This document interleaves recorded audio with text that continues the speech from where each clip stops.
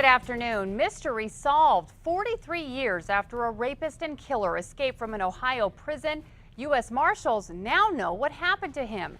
Turns out he created a new life for himself, most of which he spent in New Mexico.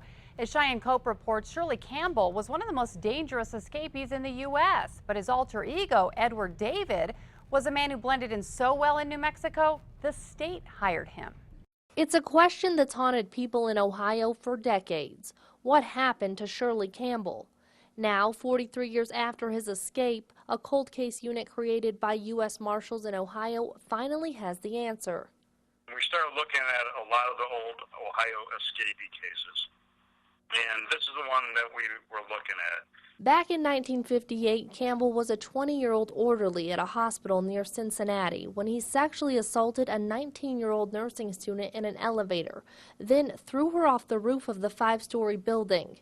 He was sentenced to life, but in 1972, he escaped from an Ohio prison work farm. Marshals recently learned he'd fled to California, where he started a new life as Edward Davis, telling people he was adopted. A Vietnam vet who lost his family in a fire, anything to hide his past. They trace his steps to New Mexico. In the 80s, he made Roswell his new home. He got married, got degrees from Eastern New Mexico University, and got a job with the New Mexico Department of Labor as an employment counselor. He died at his Roswell home in 2004 at the age of 64 of a massive heart attack. Marshals found the Edward Davis obit this year.